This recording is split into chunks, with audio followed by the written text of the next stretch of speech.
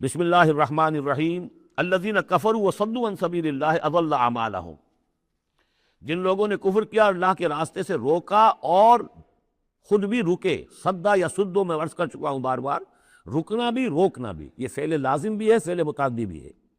جنہوں نے کفر کیا خود بھی رکے اور دوسروں کو بھی روکا اللہ کے راستے سے، اللہ نے ان کی ساری جد و جہد کو ضائع کر دیا. اضل اعمالہم، ان کی ساری کوشش جو تھی اللہ کے دین کے راستے کو روکنے کی، حضور کی دعوت کو کے راستے کو روکنے کی، سب جا چکی، ضائع ہو چکی، اکارت ہو چکی. اور اب یہ قافلہ جو ہے دعوت محمدی کا صلی اللہ علیہ وسلم اور انقلاب نبوی کا، یہ اپنے منزل کی طرف بڑھے گا، وہ آخری درجے میں اب شامل ہونے والا ہے. والذین آمنوا وعملوا الصالحات وآمنوا بما نزل علی محمد وهو الحق من ربهم کفر عنہم سیئاتہم واصلح بالہم. اور اس کے برعکس جو لوگ ایمان لائے، جنہوں نے نیک عمل کیے اور جو ایمان لائے اس شے پر جو نازل کی گئی ہے محمد پر صلی اللہ علیہ وسلم، وهو الحق، اور وہ حق ہے، من ربهم، ان کے رب کی طرف سے. کفر عنہم سیئاتہم، اللہ نے دور کر دیے، معاف کر دیے ان سے ان کی خطائیں، ان کی غلطیاں. واصلح بالہم، اور ان کے حال کو، ان کی کیفیت کو سنوار دیا، بنا دیا، ان کی سیرتیں، ان کے کردار. اب دیکھ لو یہ جو صحابہ کی جماعت جو ہے، ان کی سیرتیں دیکھو، ان کی شخصیتیں دیکھو. اللہ تعالیٰ نے ان کو نکھار کر ان بھٹیوں میں سے گزار کر کے جو مکے میں تھیں، جن میں سے کہ آزمائشوں کی بھٹیوں میں سے نکل کر آئے ہیں، تو کندن ہو چکے ہیں، خالص زر خالص. ذالک بان الذین کفروا اتبعوا الباطل، یہ اس لیے کہ جن لوگوں نے کفر کیا انہوں نے باطل کی پیروی کی، لہذا وہ تو نتیجہ اس کا وہی نکلنا تھا، کچھ نکل رہا ہے. وان الذین آمنوا اتبعوا الحق من ربہم، اور جو لوگ ایمان لائے انہوں نے پیروی کی حق کی جو ان کے رب کی طرف سے آیا ہے. کذالک یضرب اللہ للناس امثالہم، اسی طرح اللہ تعالیٰ لوگوں کے لیے ان کی مثالیں بیان کرتا ہے. فَإِذَا لَقِيتُمُ الَّذِينَ كَفَرُوا فَضَرْبَ الرِّقَابِ. اب یہ ہے آیت جو مشکلات القرآن میں سے ہے. اس کی وجہ کیا ہے کہ اس میں بھی ایک تقدیم و تاخیر ہے. تقدیم و تاخیر کا اصول میں بتا چکا ہوں، قرآن مجید میں ہوتا ہے اس کے آہنگ کی وجہ سے، اور غور کرنا پڑتا ہے کہ اس کی اصل ترتیب کیا ہے، اور اس سے پھر بات واضح ہوتی ہے. تو یہ قانون دیا جا رہا ہے، اسی کا حوالہ تھا سورہ انفال میں، کہ اگر یہ پہلے سے بات نہ آ گئی ہوتی تو اے مسلمانوں، تم نے جو یہ قیدیوں کو زن فدیہ لے کر چھوڑنے کا فیصلہ کیا ہے، اس پر تم پر بڑی سخت گرفت ہوتی اللہ کی. لیکن چونکہ یہ آیت آ چکی تھی، اب وہ اس کی وضاحت میں کر دوں گا آپ کو. فَإِذَا لَقِيتُمُ الَّذِينَ كَفَرُوا، تو اے مسلمانوں جب اب تمہاری مٹ بھیڑ ہو کافروں سے، اب جو ہے عام کانفلکٹ شروع ہونا ہے، اب تلوار سے ٹکرائے گی، میدان میں تمہیں آنا پڑے گا. تو اس کا قاعدہ کیا ہے؟ فَضَرْبَ الرِّقَابِ، تو ان کی گردنوں کو مارنا ہے. پہلا کام یہ ہے، ان کی گردنیں مارو، انہیں قتل کرو. حَتَّى إِذَا أَسْخَنْتُمُوهُمْ، یہاں تک کہ جب تم ان کو اچھی طریقے سے کچل دو، ان کی طاقت ختم ہو جائے. فَشُدُّوا الْوَثَاقَ، پھر تم ان کو قیدی بنا سکتے ہو، پھر باندھو ان کو مضبوطی کے ساتھ. فَإِمَّا مَنًّا بَعْدُ وَإِمَّا فِدَاءً حَتَّى تَضَعَ الْحَرْبُ أَوْزَارَهَا، اور پھر چاہے تو انہیں اس کے بعد جو ہے تم چھوڑ سکتے ہو احسان رکھ کر، بغیر فدیہ لیے، اور وَإِمَّا فِدَاءً، یا فدیہ لے کر. حَتَّى تَضَعَ الْحَرْبُ أَوْزَارَهَا، یہاں تک کہ جنگ جو ہے وہ اپنے ہتھیار رکھ دے، ڈال دے. اس میں ہے اصل میں تقدیم و تاخیر. یہ پہلے ہے حَتَّى إِذَا أَسْخَنْتُمُوهُمْ فَشُدُّوا الْوَثَاقَ حَتَّى تَضَعَ الْحَرْبُ أَوْزَارَهَا فَإِمَّا مَنًّا بَعْدُ وَإِمَّا فِدَاءً. یعنی یہ کہ جب تمہارا مقابلہ کافروں سے ہو تو پہلے مرحلہ یہ ہے کہ ان کی گردنیں مارو، پھر جب ان کی قوت کچھ نہیں جائے پھر تم انہیں قیدی بنا سکتے ہو، جب تک کہ جنگ اپنے ہتھیار بالکل رکھ دے. اب اس کو سمجھ لیجئے کہ ایک ہوتی ہیں بیٹلز، ایک ہوتی ہے وار. بدر جنگ تھی لیکن بیٹل کی نوعیت کی تھی، وار تو 6 سال تک چلتی ہے. Battle of Badr, battle of Uhud, battle of Ahzab, battle of بل المستلق، بیٹل نہ معلوم کتنی بیٹلز ہیں. یہ 6 سال تک مسلسل جنگ ہے، جس میں کہ تھوڑا سا وقفہ آیا صلح حدیبیہ کی وجہ سے، ورنہ تو جا رہے. وار واز کنٹینیوئنگ، وار ابھی ختم نہیں ہوئی ہے، ایک بیٹل ختم ہوئی ہے، ایک مہم ختم ہوئی ہے، ایک لڑائی ختم ہوئی ہے، جنگ تو جاری ہے. حتیٰ تضع الحرب اوزارہا، جبکہ وہ جنگ اپنے ہتھیار رکھ دے، یعنی اس درجے وہ دین کا غلبہ ہو جائے کہ اب کوئی ریزسٹنس نہ رہے. تو پھر یہ ہے کہ چاہے تم ان کو چھوڑ دو فدیہ دے کر، اور چاہے تم ان کو ویسے بھی احسان سے بھی چھوڑ دو تو کوئی حرج نہیں، احسان کرو بغیر فدیہ بھی چھوڑ دو تو کوئی حرج نہیں. لیکن جب تک کہ ابھی مقابلہ چل رہا ہے، اس وقت تک فدیہ لے کر چھوڑ دینے کے معنی کیا ہوئے کہ آپ نے کفر کو تقویت پہنچائی. جو آج جنگ کر کے یہاں کرنے کے لیے آئے تھے ان میں سے 70 مارے گئے، اچھا وہ تو کفر کا ایک بازو تو ٹوٹ گیا، لیکن یہ 17 جو تمہاری قید میں آئے تھے اس کو تم نے فدیہ لے کر چھوڑ دیا تو یہ بازو دوبارہ جا کر تم پر حملے کے لیے تیار ہو جائے گا کہ نہیں؟ لیکن چونکہ یہاں پہ اب اس کا معاملہ ججمنٹ کا، واقعتاً دشمن کی قبر کچلی گئی ہے یا نہیں، یہ ہے ججمنٹ کا معاملہ۔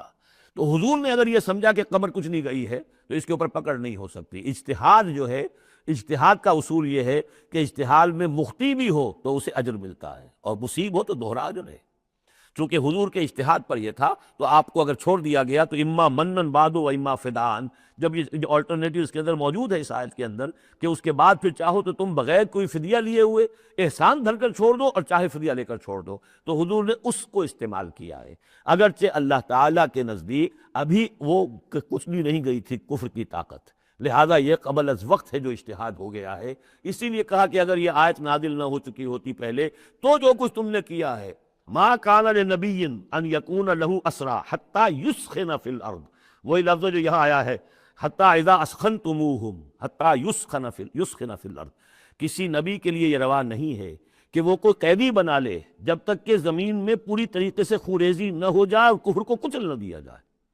تریدون عرض الدنیا، تم دنیا کا ساز و سامان چاہتے ہو کہ یہ فدیہ دیں گے رقم آئے گی، واللہ یرید الآخرہ، اللہ کے نگاہوں کے سامنے آخرت ہے۔ اللہ عزیز الحکیم، اللہ عزیز الحکیم ہے۔ لولا کتاب من اللہ سبقا، اگر یہ اللہ کی طرف سے وہ کتاب پہلے آنا چکی ہوتی، حکم، اب یہ کتاب کے معنی پھر وہی حکم ہے یہاں پر، اللہ کی طرف سے پہلے یہ آیت جو ہے جو اس حکم پر مبنی ہے وہ نازل نہ ہو چکی ہوتی، لمسکم فیما اخذتم عذاب عظیم، تو جو کچھ تم نے لیا ہے اس پر تمہارے اوپر بڑی سخت گرفت ہوتی ہے اللہ کی طرف سے، لیکن چونکہ وہ تھی فَقُلُوا مِمَّا غَنِمْتُمْ حَلَالًا طَيِّبًا، تو جو بھی اب تمہیں غنیمت ملی ہے اسے کھاؤ حلال، اور اس کو حلال اور طیب سمجھتے۔ یہ ہے اس آیت کا مطلب۔ جب تمہارا مقابلہ ہو دشمنوں سے تو گردنیں مارنا ہے پہلا کام، پھر جب پوری طرح کچل لو، طاقت کچھ نہیں گئی کفر کی، تو پھر قیدی بھی بناؤ۔ فَشُدُّوا الْوَثَاقَ حَتَّىٰ تَضَعَ الْحَرْبُ أَوْزَارَهَا، جب جنگ بالکل ختم ہو جائے اور گویا کہ وہ ہتھیار ڈال دیے، جنگ نے ڈنگ ڈال دیے، اب کوئی طاقت نہیں رہی کفر میں، پھر تم چاہو تو ان کو فدیہ لے کر چھوڑ دو، چاہو تو بغیر فدیہ کے بھی چھوڑ دو، کوئی بات نہیں، اب کوئی خطرہ نہیں، اس لیے کہ انقلاب آ چکا اور مستحکم ہو چکا، اب ان کا کیا کچھ نہیں ہوگا۔ حتیٰ تضع الحرب اوزارها ذلک ولو یشاء اللہ لانتصر منہم، اللہ چاہتا تو خود ہی ان سے بدلہ لے لیتا، ان کو فار سے انتقام لے لیتا، ولکن لیبلو بعضکم ببعض، اللہ تعالیٰ چاہتا تو اس 1000 کے لشکر کو آنے واحد میں ختم کر دیتا، لیکن اللہ نے تمہیں موقع دیا، تمہاری آزمائش کی، تمہارے صبر کا امتحان لیا، لیکن اللہ تعالیٰ امتحان لیتا، جانچتا ہے بعض کو بعض کے ذریعے سے، وہ 1000 کے لشکر کے ذریعے سے ان 313 کے استقامت کی، ایمان اور استقامت جو ہے اس کی آزمائش ہو گئی۔ والذین قتلوا فی سبیل اللہ فلن یضل اعمالہم، اور جو لوگ اللہ کی راہ میں قتل ہو گئے تو اللہ تعالیٰ ان کے اعمال کو ضائع کرنے والا نہیں ہے، ان کے سارے اعمال کا بھرپور اجر انہیں مل جائے گا۔ سیہدیہم ویصلح بالہم، اللہ تعالیٰ ان کو راہ دے گا، پہنچا دے گا، جنت تک پہنچا دے گا، اور ان کے جو معاملہ ہوگا وہاں پہ ان کے احوال بہت اعلیٰ ہوں گے، بہت عمدہ ہوں گے۔ وَيُدْخِلُهُمُ الْجَنَّةَ عَرَّفَهَا لَهُمْ، اور داخل کرے گا انہیں اس باغات میں جو پہلے ہی انہیں پہچنوا دی ہے، بتا دیا ہے کہ اس جنت میں کیا کچھ ہوگا، وہ تو ہم بتا چکے ہیں قرآن کے اندر، اس جنت میں داخل کرے گا۔ یا ایھا الذین آمنوا ان تنصروا اللہ ینصرکم ویثبت اقدامکم، اہل ایمان اگر تم اللہ کی مدد کرو گے تو اللہ تمہاری مدد کرے گا اور تمہارے قدموں کو جما دے گا۔ یہ بہت اہم قانون ہے اللہ کا، تم اللہ کی مدد کرو گے تو اللہ مدد کرے گا، تم اللہ کے دشمنوں سے پینگیں بڑھاؤ، دوستیاں کرو، ان کی وفاداریوں کے دم بھرو، انہیں اپنا سرپرست سمجھو، انہیں اپنا حمایتی اور مددگار سمجھو، اور ساتھ ہی دعا کرو تو دعائے قنوت نازلہ چاہے سال بھر کرتے رہو گے، اللہ نہیں سنے گا تمہاری دعا۔ ڈھاکہ گیا، مشرقی پاکستان گیا، بدترین شکست آ گئی، قنوت نازلہ مکے میں بھی اور مدینہ میں بھی پڑھے جا رہے تھے اور پورے پاکستان میں پڑھے جا رہے تھے، اللہ نے نہیں سنی۔ تمہاری دوستیاں کس سے؟ اللہ سے تو ہے نہیں، اللہ کے خلاف تو اعلان جنگ ہے، تمہاری ساری معیشت سود پر چل رہی ہے، تم نے اللہ کے باغیوں کو دوست بنایا ہوا، انہیں اپنا سرپرست سمجھتے ہو، انہی کی مدد پر تمہارا جو ہے سارا سہارا بھروسہ ہے۔ آ رہا تھا کوئی جہاز چل کر امریکہ کا، وہ تو نہیں آیا، تو اللہ کیوں سنے گا تمہاری بات؟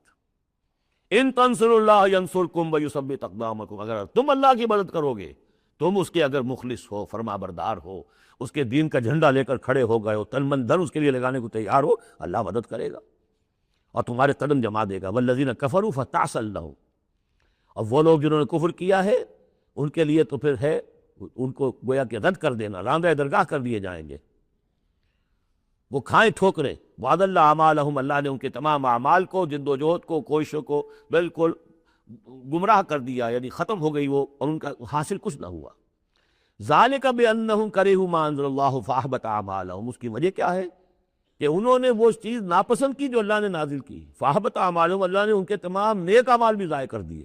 یعنی آخر ان میں ایسے بھی تھے کفار میں سے جو غریبوں کو کھانا کھلا دیتے تھے، جو حاجیوں کی خدمت کرتے تھے اور سمجھتے تھے بڑی نیکی کا کام ہم کر رہے ہیں۔ یہ سورہ توبہ میں ہم پڑھ آئے ہیں، اجعلتم سقایۃ الحاج وعمارۃ المسجد الحرام، ان چیزوں کو تم نے بہت بڑی نیکیاں سمجھ رکھا ہے، لیکن یہ کہ اگر تم نے اللہ کے نازل کیے ہوئے قرآن کو ناپسند کیا ہے تو اللہ نے تمہاری ساری اعمال جو ہے حبط کر دیے۔ افلم یسیروا فی الارض فینظروا کیف کان عاقبۃ الذین من قبلہم، تو کیا یہ زمین میں گھومے پھرے نہیں کہ یہ دیکھتے کہ کیا انجام ہوا ان لوگوں کا جو ان سے پہلے تھے۔ دمر اللہ علیہم، اللہ تعالیٰ نے ان پر ہلاکت کو مسلط کر دیا۔ وللکافرین امثالھا، اور ان کافروں کے لیے بھی ایسے ہی انجام آئیں گے۔ ذالک بان اللہ مولا الذین آمنوا وان الکافرین لا مولا لہم، اور یہ اس لیے کہ اللہ تو مولا ہے، رفیق ہے، پشت پناہ ہے، مددگار ہے اہل ایمان کا، اور یہ کہ کافروں کا کوئی مولا ہے ہی نہیں۔ یہ اصل میں یہیں سے حضور نے پھر وہ نعرہ اخذ کیا تھا جب غزوہ احد میں، جب وقتی طور پر مسلمانوں کی شکست ہو گئی اور حضور بھی اور صحابہ بھی پھر پہاڑ کے اوپر چڑھ گئے احد پر، اور اس کے بعد پھر جو دامن میں کھڑے ہوئے تھے جو کفار کے اس وقت کے سربراہ تھے، اس میں ابو سفیان تھے اور خالد بن ولید جو بعد میں دونوں ایمان لے آئے صحابہ میں سے ہیں۔ تو اس وقت یہ ہے کہ ابو سفیان نے نعرہ لگایا تھا، لنا عزا ولا عزا لکم، ہمارے لیے عزا جیسی دیوی ہے، اس نے ہماری مدد کی ہے، تمہارے لیے تو عزا ہے ہی نہیں۔ تو حضور نے کہا تھا مسلمانوں سے جواب دو، اللہ مولانا ولا مولا لکم، اللہ ہمارا مولا ہے، تمہارا کوئی مولا نہیں۔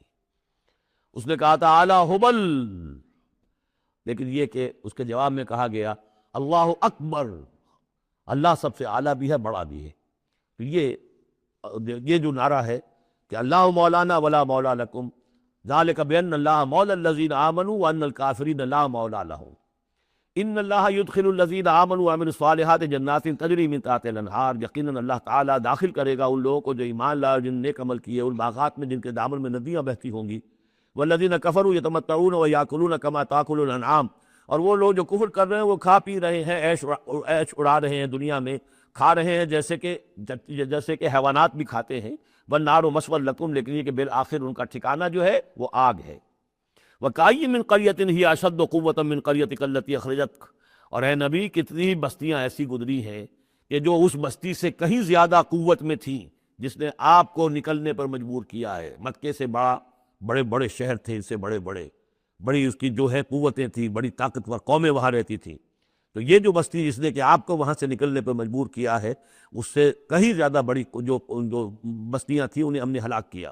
اہلکناہم فلا ناصر لہم، ان کو ہم نے ہلاک کر دیا اور ان کا کوئی مددگار نہ ہوا۔ افمن کان علی بینۃ من ربہ کمن زین لہ سوء عملہ، تو بھلا وہ شخص جو اپنے رب کی طرف سے بینہ پر ہے، اس کی سرشت اور اس کی فطرت نیک ہے، اور پھر یہ کہ اس کو اللہ تعالیٰ نے جو ہدایت دی ہے وہ اس پر قائم ہے، کمن زین لہ سوء عملہ، کیا وہ اس جیسا ہو جائے گا کہ جس کے اعمال اس کے لیے مزین کر دیے گئے ہیں، برے اعمال اس کے، لیکن اسے محسوس ہوتا ہے کہ بڑے شاندار میرے اعمال ہیں، میری تہذیب، طریقتکم المثلیٰ، تمہارا کلچر بہت اعلیٰ کلچر، مثالی کلچر، واتبعوا اہواہم، اور انہوں نے پیروی کی ہے اپنی خواہشات کی۔ ان دونوں میں ظاہر بات ہے کوئی مساوات نہیں ہو سکتی۔ وہ جو اللہ کی طرف سے بینہ پر ہے وہ کامیاب ہونے والے ہیں، اور یہ لوگ جو اپنی خواہشات کی پیروی کر رہے ہیں ناکام ہونے والے ہیں۔ مثل الجنۃ التی وعد المتقون فیہا انہار من ماء غیر آسن وانہار من لبن لم یتغیر طعمہ وانہار من خمر لذۃ للشاربین وانہار من عسل مصفی ولہم فیہا من کل الثمرات ومغفرۃ من ربہم کمن ہوا خالد فی النار وسقوا ماء حمیما فقطع امعاءہم۔ صدق اللہ العظیم۔ مثال اس جنت کی جس کا وعدہ کیا گیا ہے متقیوں سے، اس میں نہریں ہیں پانی کی جن میں کوئی بو نہیں، اور نہریں ہیں دودھ کی جس کا ذائقہ تبدیل نہیں ہوتا، وانہار من خمر، اور ایسی شراب کی نہریں کہ جو لذت والی ہے پینے والوں کے لیے، وانہار من عسل مصفی، اور نہریں ہیں ایسے شہد کی جس کو صاف کیا جا چکا ہو، جھاگ اتارا جا چکا ہو۔ وَلَهُمْ فِيهَا مِنْ كُلِّ الثَّمَرَاتِ، اور پھر مزید برآں ان کے لیے ہوں گے وہاں تمام میوے، تمام پھل۔ وَمَغْفِرَةٌ مِّن رَبِّكُمْ، اور مغفرت ہوگی ان کے رب کی طرف سے۔ بھلا یہ لوگ کمن ہوا خالد فی النار، بھلا وہ لوگ کہ جو ان جنتوں میں ہوں گے ان کے برابر ہو سکتے ہیں وہ کہ جو ہے آگ میں، جو رہیں گے ہمیشہ آگ میں۔ وَسُقُوا مَاءً حَمِیمًا، اور انہیں پینے کو دیا جائے گا کھولتا ہوا پانی، فَقَطَّعَ أَمْعَاءَهُمْ، جو ان کی اتلیوں کو کاٹ کر رکھ دے گا۔ وَمِنْهُمْ مَنْ يَسْتَمِعُ إِلَيْكَ، اب یہاں سے جو اصل مضمون اس سورہ مبارکہ کا ہے، جو میں پہلے عرض کر چکا ہوں کہ قتال سے جو طبیعت اب گھبرا رہی تھی کچھ لوگوں کی، خاص طور پر جن کے دلوں میں روک تھا، منافقت تھی، ان کی کیفیت ہے جو اس سورہ مبارکہ میں بڑی تفصیل سے آئے گی۔ وَمِنْهُمْ مَنْ يَسْتَمِعُ إِلَيْكَ، ان میں سے کچھ لوگ ایسے بھی ہیں جو اے نبی آپ کی بات بڑی توجہ سے سنتے ہیں۔ حَتَّىٰ إِذَا خَرَجُوا مِنْ عِنْدِكَ، یہاں تک کہ جب وہ آپ کے پاس سے نکل کر باہر جاتے ہیں، قَالُوا لِلَّذِينَ أُوتُوا الْعِلْمَ مَاذَا قَالَ آنِفًا، تو وہ کہتے ہیں ان کو کہ جنہیں علم دیا گیا، کیا کہا انہوں نے، اب یہ نئی بات آج کیا کہہ دی انہوں نے۔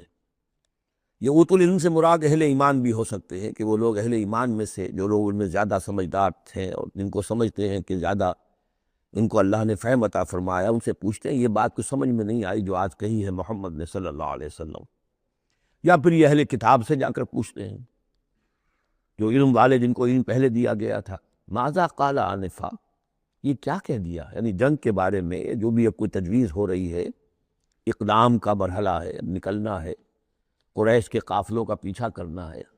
ماذا قال آنفا اولئک الذین طبع اللہ علی قلوبہم، یہ وہ لوگ ہیں کہ جن کے دلوں پر اللہ تعالیٰ نے مہر کر دی ہے، واتبعوا اہواءہم، اور یہ اپنی خواہشات کی پیروی کر رہے ہیں۔ یعنی یہ ہچکچاہٹ جن کے اندر پیدا ہو گئی ہے، در حقیقت یہ نشانی ہے اس بات کی کہ ان کے دلوں میں منافقت پیدا ہو چکی ہے۔ والذین اہتدوا زادہم ھدی، اور جو ہدایت پر ہے اللہ تعالیٰ نے ان کی ہدایت میں اضافہ کیا ہے، اس نئے مرحلے کے آنے سے ان کے جوش ایمان میں اور ذوق شہادت میں اضافہ ہو گیا ہے۔ وآتاہم تقواہم، اللہ تعالیٰ نے انہیں ان کے تقوی میں اور اضافہ فرمایا ہے۔ فہل ینظرون الا الساعۃ ان تأتیہم بغتۃ، تو یہ کس چیز کے منتظر ہے سوائے قیامت کے کہ وہ آ دھمکے ان پر اچانک۔ فقط جاء اشراطھا، اس کی علامتیں تو آ چکی ہیں، یعنی قیامت کی سب سے بڑی علامت جو ہے وہ در حقیقت حضور صلی اللہ علیہ وسلم کی بعثت ہے، جو کہ آپ آخری رسول ہیں، اور آپ نے فرمایا بھی ہے کہ بعثت انا والساعۃ کہاتین، دونوں انگلیوں کو آپ نے جوڑا، میں اور قیامت اس طریقے سے جڑے ہوئے، اب میرے بعد کوئی اور نبی نہیں۔ انا آخر المرسلین وانتم آخر الامم، میں آخری رسول ہوں، تم آخری امت ہو، تو اب آپ کے بعد تو قیامت ہی آنی ہے۔ فَأَنَّىٰ لَهُمْ إِذَا جَاءَتْهُمْ ذِكْرَاهُمْ، تو جب وہ آ جائے گی ان پر دھمک آ جائے گی، آ دھمکے گی، تو پھر اس وقت ان کا یاد کرنا یا نصیحت اخذ کرنا یا سبق حاصل کرنا ان کے کس کام کا ہوگا۔ فَاعْلَمْ أَنَّهُ لَا إِلَٰهَ إِلَّا اللَّهُ وَاسْتَغْفِرْ لِذَنبِكَ، بس جان لو کہ اللہ کے سوا کوئی معبود نہیں، اور اپنے خطاؤں کے لیے اللہ سے استغفار کرو۔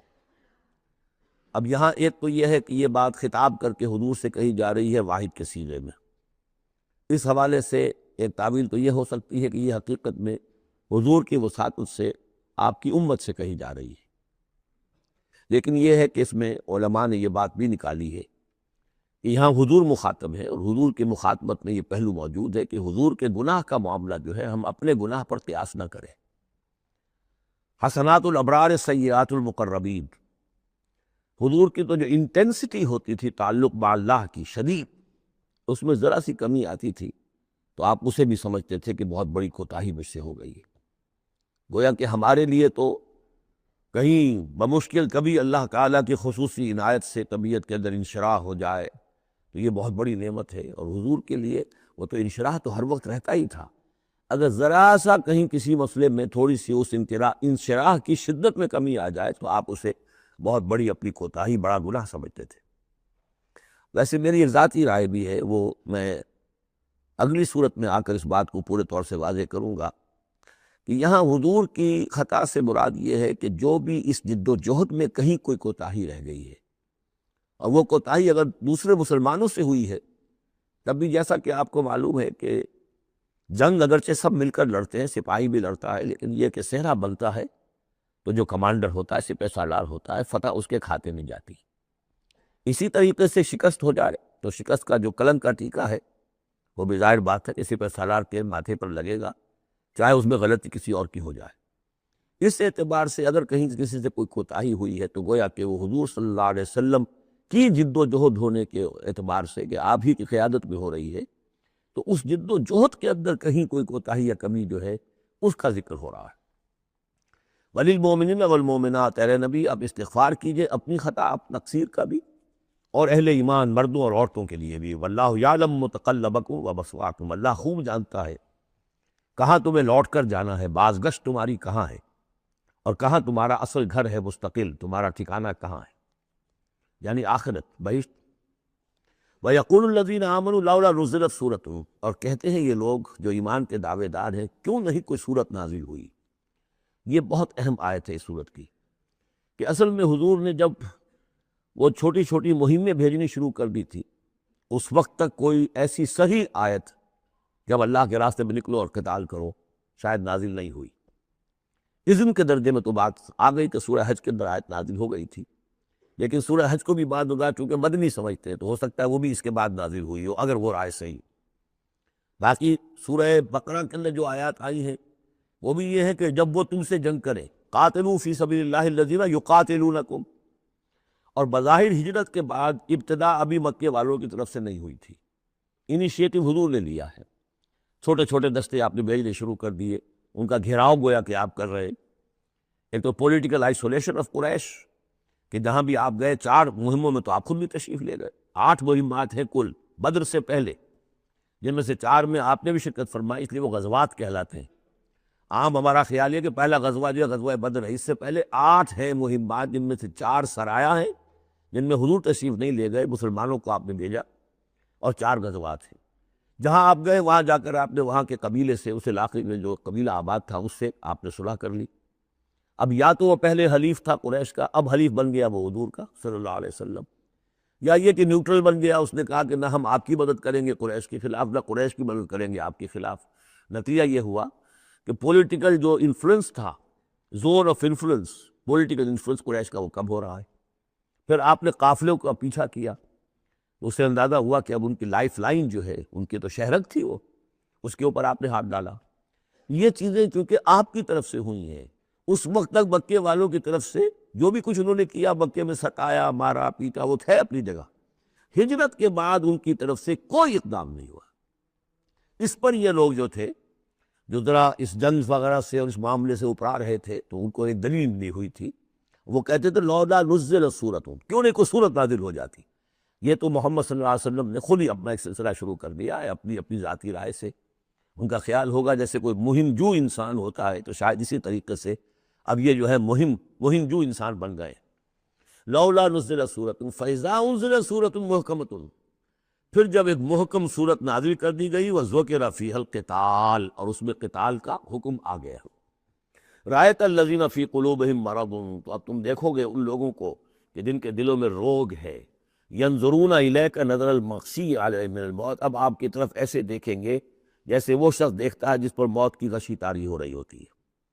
دلیل ان کی ختم ہو گئی۔ تب وہ کہتے تھے کہ آیت اترے، کو قرآن نازل ہو جس سے معلوم ہو کہ اب قتال ہے، یہ اللہ کا حکم ہے۔ اسی لیے اسی آیت میں جو لفظ قتال آیا ہے، اسی کے حوالے سے اس سورت کا نام سورہ قتال بھی ہے۔ فَإِذَا أُنزِلَتْ سُورَةٌ مُحْكَمَةٌ وَذُكِرَ فِيهَا الْقِتَالُ رَأَيْتَ الَّذِينَ فِي قُلُوبِهِم مَرَضٌ يَنظُرُونَ إِلَيْكَ نَظَرَ الْمَغْشِيِّ عَلَيْهِ مِنَ الْمَوْتِ فَأَوْلَىٰ لَهُمْ، تو افسوس ہے ان پر، بربادی ہے ان کے لیے۔ طاعۃ وقول معروف، دیکھو ایمان لائے ہو، ایمان کا دعویٰ کر رہے ہو تو اطاعت لازم ہے تم پر، طاعۃ وقول معروف، ہاں کوئی مشورہ دینا ہے، بھلی بات کہنی ہے، کوئی حرج نہیں ہے، مشورہ دے سکتے ہو، اچھی بات کہہ سکتے ہو، لیکن اطاعت کرنی پڑے گی۔ فَإِذَا عَزَمَ الْأَمْرُ، مشورے کے بعد جب فیصلہ ہو جائے، ایک بات طے ہو جائے، فَلَوْ صَدَقُوا اللَّهَ لَكَانَ خَيْرًا لَهُمْ، تو اب اگر انہوں نے جو وعدہ اللہ سے کیا ہوا تھا اور جو میثاق ایمان ان کا ہے، اس کو اگر یہ سچا کریں گے، ثابت ہوں گے سچے، تبھی ان کی خیریت ہے، تبھی ان کے لیے بہتری ہے۔ فَهَلْ عَصَيْتُمْ إِن تَوَلَّيْتُمْ أَن تُفْسِدُوا فِي الْأَرْضِ وَتُقَطِّعُوا أَرْحَامَكُمْ، اس آیت کے دو ترجمے کیے گئے ہیں.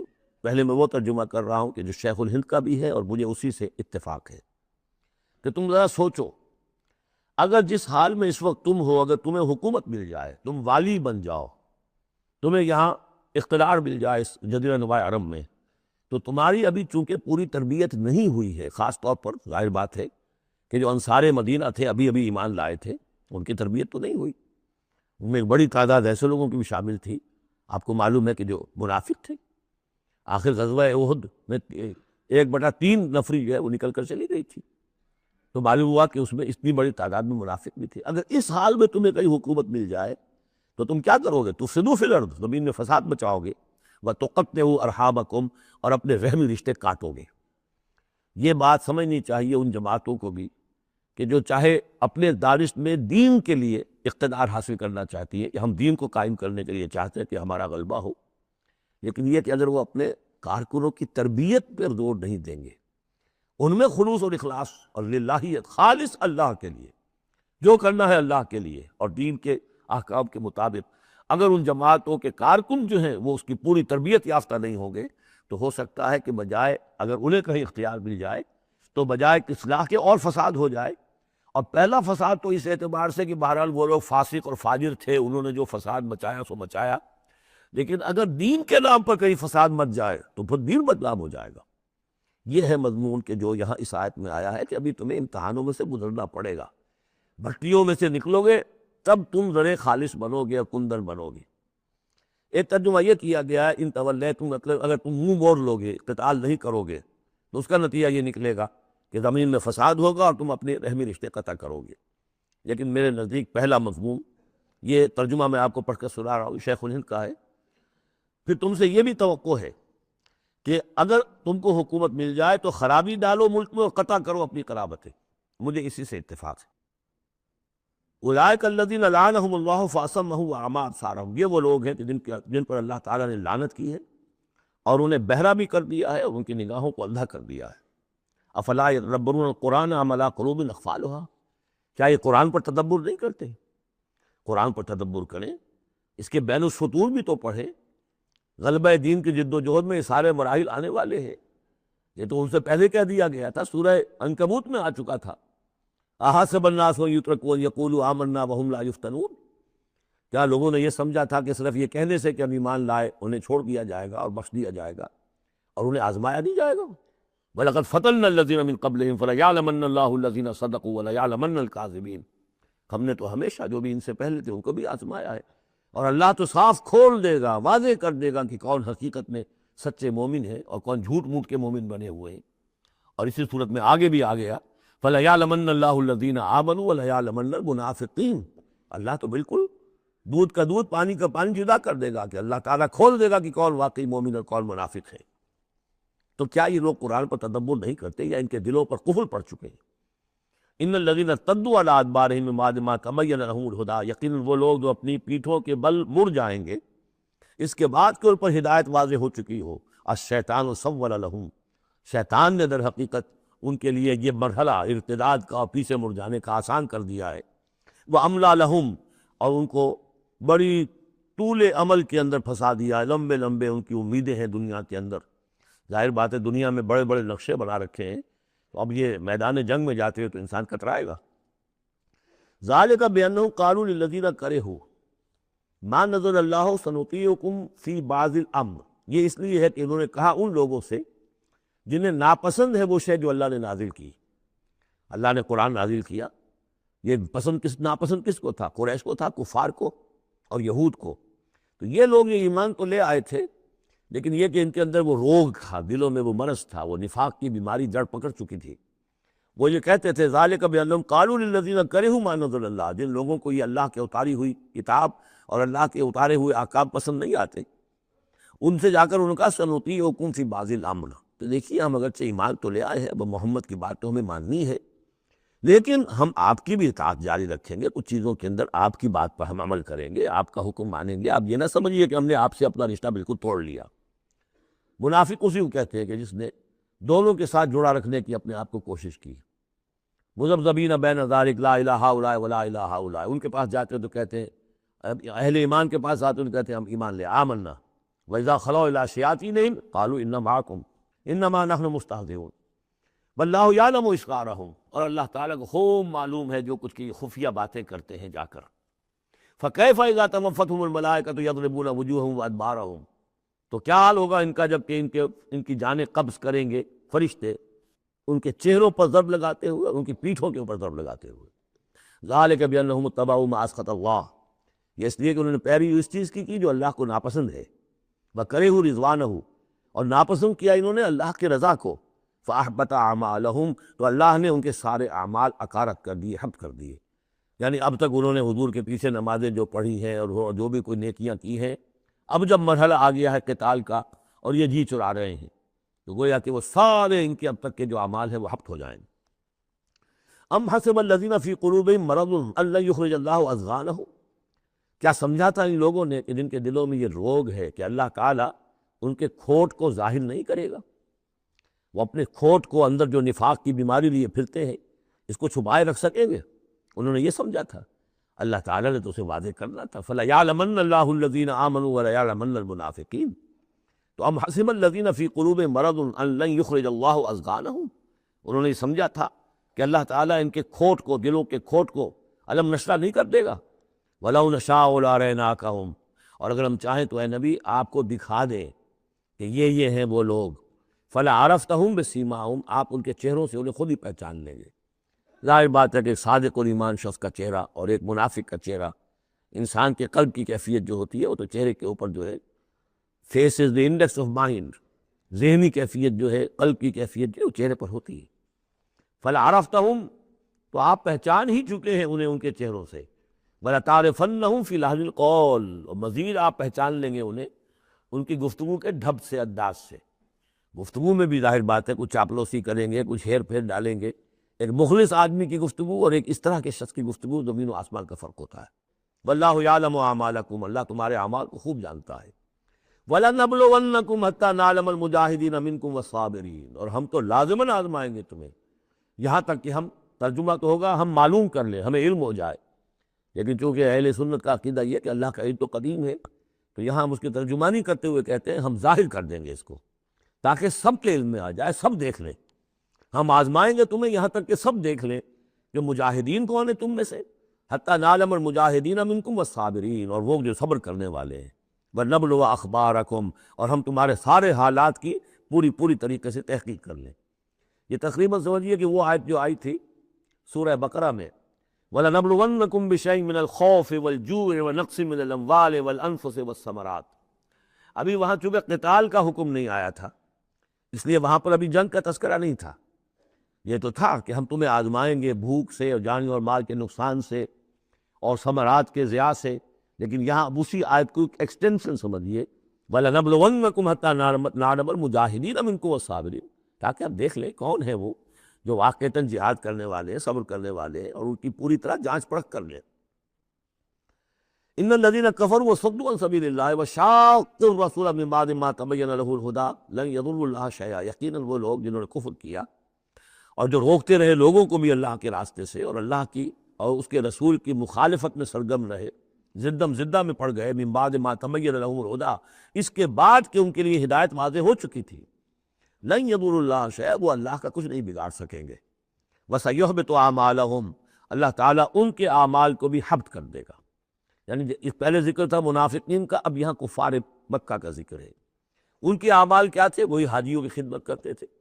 اجعلتم سقایۃ الحاج وعمارۃ المسجد الحرام کمن آمن باللہ والیوم الآخر، اور یہ کہ بہرحال اور بھی کچھ نہیں، کسی نے کھانا کھلا دیا، کسی کو کچھ اور کر دیا، اور پھر یہ کہ جو کچھ انہوں نے جد و جہد کی ہے، انہوں نے بھی مال خرچ کیے ہیں، جنگیں کی ہیں۔ بدر میں آئے تھے تب بھی تو بہت سے لوگوں نے، کفار نے انفاق کیا تھا، تب بھی تو ساز و سامان تیار ہوا تھا، 900 اونٹ لے کر نکلے تھے، روزانہ ایک دن 10، ایک دن 9 اونٹ تو ذبح ہو رہے تھے وہ فوج کو جو کھانا کھلانے کے لیے، تو آخر لوگوں نے کنٹریبیوٹ کیا تھا، تو یہ سارے اعمال ان کے اکارت چلے گئے۔ یا ایھا الذین آمنوا اطیعوا اللہ واطیعوا الرسول ولا تبطلوا اعمالکم، اہل ایمان اللہ کی اطاعت کرو اور اس کے رسول کی اطاعت کرو، لا تبطلوا اعمال، اپنے اعمال ضائع نہ کرا بیٹھنا۔ یعنی اب تک اگر تم نے کچھ اعمال کیے ہیں، کچھ محنت بھی کی ہے، کچھ انفاق بھی کیا ہے، کچھ اور جد و جہد کی ہے، لیکن اب جو یہ مرحلہ نیا آ گیا ہے، اس کو یوں سمجھیے اب امر حال یہ ہے اللہ کا اس کے رسول کا جس وقت جو حکم ہے اس وقت اس کو ماننا ہوگا۔ اب حکم یہ ہے، لہذا اگر اس میں تم نے کہیں پیٹھ دکھا دی تو تم اپنے سارے سابقہ اعمال کو باطل کرا لو گے۔ ان الذین کفروا وصدوا عن سبیل اللہ ثم ماتوا وهم کفار فلن یغفر اللہ لهم، یقیناً وہ لوگ کہ جنہوں نے کفر کیا اور اللہ کے راستے سے وہ روکتے رہے اور یا رکے رہے، یہ دونوں جیسے میں نے عرض کیا کہ صدا یا صدو جو ہے یہ فعل لازم بھی ہے، فعل متعدی بھی ہے۔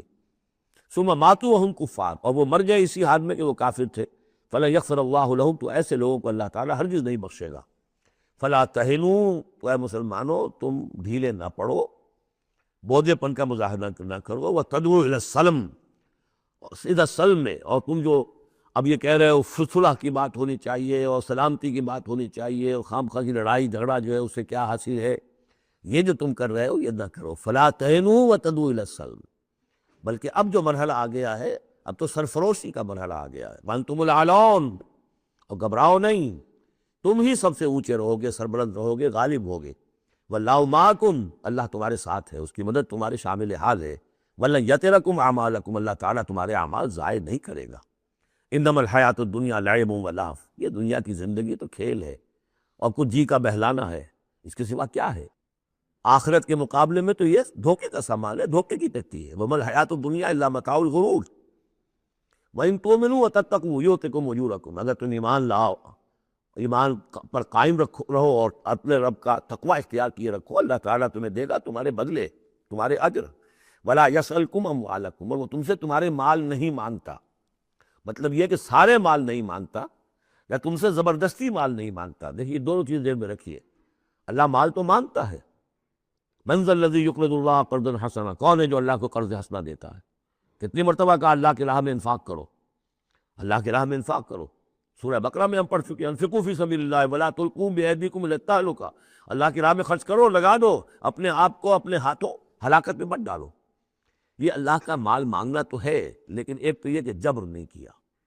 یہ کمال ہے محمد رسول اللہ صلی اللہ علیہ وسلم کا، اتنی عظیم انقلابی جد و جہد۔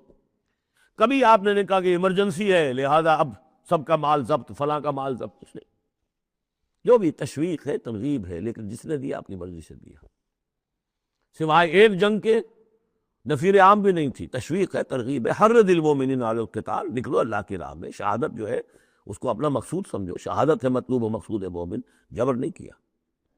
یہ کمال ہے میرے نزدیک، ویسے تو کمال ہر پہلو سے ہے، لیکن یہ نکتہ بھی ذہن میں رکھیے کہ کہیں بھی کسی صورتحال میں جبر کا معاملہ نہیں آیا۔ تو اللہ تعالیٰ تم سے جبرن نہیں مانگتا یا کل کے کل مال نہیں مانگتا۔ ان یسألکموہا، اگر وہ تم سے مانگے تمہارے سارے مال، فیحفکم، اور تم پر سختی کرے اور تنگی کرے، تبخلو، تم بخل سے کام لوگے، ویخرج اضغانکم، اور اللہ ظاہر کر دے گا پھر تمہارے اندر کے کھوٹ کو، جو تمہارا کھوٹ اندر ہے وہ زبانوں پر آ جائے گا، جیسا کہ غزوہ احزاب کے موقع پر آ گیا کہ ما وعدنا اللہ ورسولہ الا غرورا، منافقین نے یہ بات کہہ دی کھلم کھلا کہ اللہ اور اس کے رسول نے تو ہمیں دھوکہ دیا، سب باغ دکھائے۔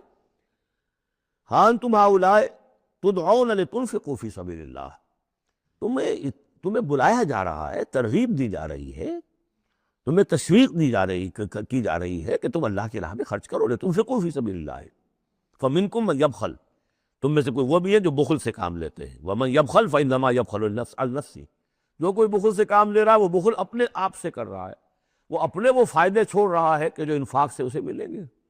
ایک کے 700 ملتے ہوں تو اگر نہیں دے رہے آپ ایک، تو کس کا گھاٹا کیا؟ اپنا نقصان کیا نا، تو وہ تو اپنی جان سے ہی نفس کا جو ہے بخل کر رہا ہے۔ واللہ الغنی وانتم الفقراء، اور اللہ تعالیٰ تو غنی ہے، یہ تو تمہارے امتحان کے لیے مانگ رہا ہے تم سے، اللہ کو قرض دو۔ اللہ تعالیٰ تم سے صدقات بھی قبول کر لیتا ہے، وَيَقْبَلُ الصَّدَقَاتِ، صدقات قبول کر لیتا ہے۔ یہ اللہ تعالیٰ کی طرف سے تمہارے لیے تمہارا اعزاز ہے، اکرام ہے۔ واللہ الغنی، حالانکہ وہ غنی ہے، وَأَنْتُمُ الْفُقَرَاءُ، اور محتاج اصل میں تم ہے۔ وَإِن تَتَوَلَّوْا، یہ آیت بڑی فیصلہ کن ہے۔ ان تتولوا، اگر تم پیٹھ پھیر لو گے، یستبدل قوما غیرکم، تو تمہیں ہٹا کر کسی اور قوم کو لے آئے گا، ثم لا یکونوا امثالکم، پھر وہ تمہاری طرح کے نہیں ہوں گے۔ اب یہ ہو سکتا ہے کہ اس کا اطلاق جو ہے اس وقت کے کچھ لوگوں پر بھی ہوا ہو کہ جنہوں نے منافقت کی بنا پر پیٹھ موڑ لی، اللہ نے اپنے نبی کے لیے ان سے زیادہ جو ہے جانثار قسم کے اہل ایمان جو ہے وہ فراہم کر دیے، لیکن یہی آیت جو ہے اس اعتبار سے کہ حضور کی بعثت اصلی، بعثت خصوصی امیین کے لیے تھی، بنی اسماعیل اور عرب کے مشرکین جو ان کے تابع تھے، ان کے لیے یہ کہ یہ بات ان سے کہی جا رہی ہے کہ اب تمہیں سے امت بنی ہے، امت المسلمہ کن سے بنی ہے؟ اس کا نیوکلیس اہل عرب، وہی امت عرب کے لوگ۔ اگر یہ مشن جو تمہارے حوالے ہوا ہے کذالک جعلناکم امۃ وسطا لتکونوا شہداء علی الناس ویکون الرسول علیکم شہیدا، اگر تم نے اس مشن سے منہ موڑ لیا تو اللہ تمہیں ہٹائے گا، معزول کر دے گا، کسی اور قوم کو لے آئے گا۔ چنانچہ میرے نزدیک اس آیت کا ظہور ہوا ہے بتمام و کمال 13ویں صدی عیسوی میں، جبکہ اللہ تعالیٰ نے عربوں کو امت مسلمہ کی قیادت سے معزول کر دیا۔ 1258 عیسوی میں سقوط بغداد ہوا، ہلاکو کے ہاتھوں جو مسلمانوں پر تاتاریوں کے ہاتھوں بیتی ہے، کروڑوں مسلمان قتل ہوئے اس وقت، معمولی نہیں۔ اور آخری خلیفہ بنو عباس کا، اس کو کھینچ کر محل سے گھسیٹ کر باہر نکالا گیا، جانور کی ایک کھال میں لپیٹ کر تاتاریوں نے اپنے گھوڑوں کے سموں تلے اسے کچل دیا۔ وہ گویا کہ عربوں کی کا معزول ہونا تھا امت مسلمہ کی قیادت سے۔ اس کے بعد کچھ عرصہ گزرا ہے، لیکن پھر اللہ نے وہ ایک معجزہ دکھایا کہ انہی تاتاریوں میں سے کتنی قومیں ایمان لے آئیں۔ ہے آیا فتنہ تاتار کے افسانے سے، پاسماں مل گئے کعبے کو صنم خانے سے۔ پھر وہی تاتاری تھے جن میں سے ترکان تیموری نکل آئے، ترکان صفوی نکل آئے، ترکان سلجوقی ان سے بھی پہلے آ چکے تھے، اور ترکان عثمانی، پھر گریٹ آٹومان امپائر، پھر خلافت بھی اللہ نے پھر وہاں منتقل کر دی۔ 400 برس تک خلافت جو ہے وہ بھی ترکان عثمانی کے پاس رہی۔ ان تتولوا یستبدل قوما غیرکم ثم لا یکونوا امثالکم۔ صدق اللہ العظیم۔